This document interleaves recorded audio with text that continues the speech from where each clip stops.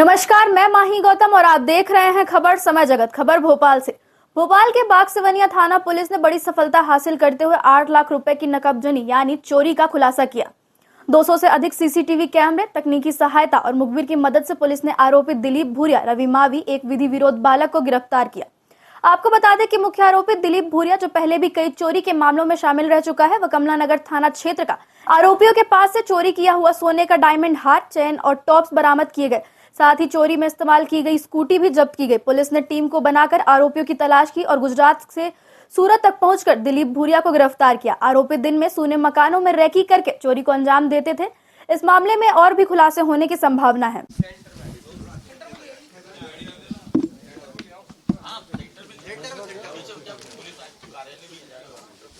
बाग मुगलिया की एक नकबजनी हुई थी पिछले साल 24 दिसंबर 24 को, तो वो हमने खुलासा किया हुआ है। एक चोरी पकड़ी है जो अरविंद विहार में चोरी हुई थी, और चोरी में जितना माल उसने बताया था उतना माल हमने पूरा ये रिकवर किया है। ये कि सोने का डायमंड का हार है, सोने की चेन है और सोने की ये टॉप्स हैं। और जिस वाहन से वो लोग आए थे, स्कूटी डिक्की से, वो तो करीबन 8 लाख रुपए का माल बरामद किया है। और इसमें हमने 3 चोरों को पकड़ा है। 3 चोर में से एक जो मेन चोर है, जो पूरी चोरी करवाने का उसका दिमाग है, किस प्रकार से चोरी करवाना है, फिर माल को कैसे खपाना है, कहाँ ले जाना है, वो दिलीप भूरिया नाम का व्यक्ति है, 26 साल का।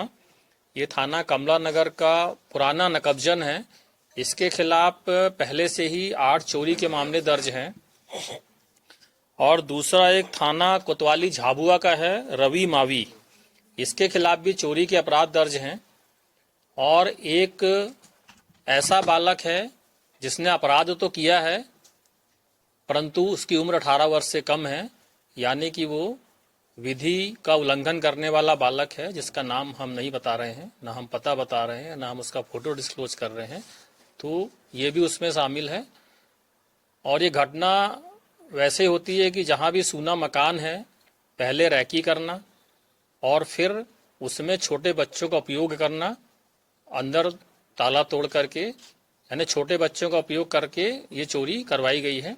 तो ये बहुत मेहनत से पकड़ा है थाना बाग सिवनिया की टीम ने, और ये बहुत आसानी से पकड़ा नहीं गया है। चोर बड़ा भागता फिर रहा था और पुलिस इसका लगातार पीछा कर रही थी।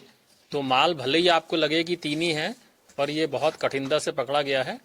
और इस प्रकार से ये है कि अगर ये पकड़ा गया है तो हमने और कई चोरियों को रोकने में भी अंकुश लगाया है, क्योंकि जब चोर जेल में रहेंगे तो चोरी नहीं होगी। जैसा बहुत सारे मामलों में रहता है कि जो इस प्रकार के नकबजन है वो कॉलोनी में घूमते रहते हैं और देखते हैं कहाँ पे अंधेरा है, कहाँ पे कोई उनका मकान मालिक नहीं है, कहाँ पर ताला लगा हुआ है। उसके सब जानने के तरीके सबके अलग अलग हैं कि कोई पेपर देख लेता है, कोई ताला देख लेता है, कोई नाली का पानी सूखा है ये देख लेता है, यानी वो श्योर हो जाता है कि इस मकान में अब कोई नहीं है, वो बाहर गया हुआ है। तो यहाँ भी जो फरियादी था, वो फरियादी बाहर गया हुआ था, ताला लगा हुआ था, तो ताला तोड़ करके और फिर चोरी की गई। सर, बच्चे का इस्तेमाल करना क्या कुछ ऐसे और भी मामले हैं इसके ऊपर, तो बच्चों का इस्तेमाल किया, ये बच्चों को प्रेशराइज करके करता है या बच्चों को उनके घर से लाके करता है? अब बच्चे किसी भी तरह से जुड़ गए उस अपराधी के साथ में, बड़े जो बालिग अपराधी है, ऐसी कई घटनाएं हैं जहां पे हम नाबालिग बच्चों का अपराध में उपयोग पा रहे हैं। और ये और भी अपराध हैं ऐसे। दिन के समय चोरी करता है, रात के मुकाबले क्या दिन में आसानी रहती है? जो हमारा कटारा क्षेत्र है, बाग मुगलिया क्षेत्र है, इस तरफ जो है दिन में भी आसानी रहती है। आजकल राजधानी में कई ऐसी चोरियां आई है सामने अभी तक, जो दिन में ही ज्यादा चोरी। हाँ, दिन में चोरी हो रही है। दिन में जो है वर्किंग पे चला गया, अगर मान लो घर में कोई नहीं है और अगल बगल वालों को कोई मतलब नहीं है, तो बड़े आसानी से दिन में भी चोरी हो रही है। चोरी का लगातार आप बता रहे हैं कि चोरी की है इन्होंने, पहले भी कई चोरी के मामले इस पे दर्ज है। हाँ। तो आखिर किस वजह से चोरी करता है? क्या कोई इनको शौक पूरे करने की वजह होती थी? कई मामलों में ऐसा देखा कि शौक पूरे करने के लिए होता है क्या, या इसके अलावा भी कुछ क्या कर्ज की बात है इसमें?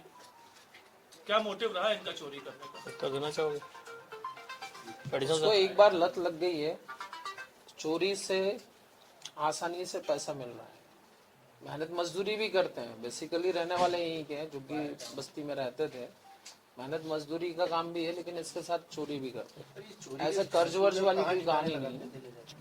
कहाँ ठिकाने लगाते थे चोरी का सामान? चाहिए सर। अभी तक जो इन्होंने चोरी करी थी पिछली वाली, तो वो हबीबगंज में भी एक इन्होंने बड़ी चोरी करी थी जिसमें सभी गिरफ्तार हुए थे। और वर्तमान चोरी में अभी माल, चूंकि जिस तरीके का माल था, डायमंड का सामान था, तो इन्होंने प्रयास जरूर किया था, उसको ठिकाने नहीं लगा पाए थे। अभी एक मंगलसूत्र के बारे में हमारी पूछताछ अभी शेष है और उसके लिए हम इनको पुलिस रिमांड पर ले रहे हैं। गुजरात गए थे क्या? गुजरात हाँ, में बेचने के गुजरात। बाद में? हाँ, वो कारण ये है कि जो दिलीप भूरिया है वो गुजरात का रहने वाला, रवि मावी भी गुजरात का झाबुआ का रहने वाला है। झाबुआ से गोधरा और गोधरा से वडोदरा और सूरत, ये वो क्षेत्र है जहाँ पर झाबुआ क्षेत्र के बहुत सारे लोग कामगार रहते हैं, मजदूरी में अपने आप को संलिप्त कर लेते हैं और ये बताते हैं कि वहाँ पे काम कर रहे हैं, जबकि यहाँ पर घटना करते हैं और यहाँ से वहाँ भाग जाते हैं। पिछली चोरी में भी सेम इनकी मॉडस ऑपरेंडी थी कि यहाँ पर चोरी करने के बाद ये झाबुआ भाग गए थे और झाबुआ से गुजरात चले गए थे, कुछ दिन वहाँ मजदूरी करी थी। अभी भी ठीक वही पैटर्न उन्होंने लिया था, यहाँ से करने के बाद झाबुआ होते हुए गुजरात चले गए थे और वहाँ पे मजदूरी के बहस में रह रहे थे ताकि यहाँ भी बच सके और वहाँ भी किसी को शक ना हो। सर, अन्य किसी राज्य में चोरी के वारदात? अब ये सारी चीजें पूछताछ पर खुलासा होंगी जब आज हम उनका रिमांड लेंगे और 2 दिन हिकमत अमली से पूछताछ की जाएगी, तो उसमें हो सकता है अन्य भी तथ्यों का खुलासा हो। Thank you. तो ये थी भोपाल से आदित्य सराठे की रिपोर्ट। ऐसी और रोचक खबरों के लिए जुड़े रहें खबर समय जगत के साथ और चैनल को सब्सक्राइब करना बिल्कुल ना भूलें। धन्यवाद।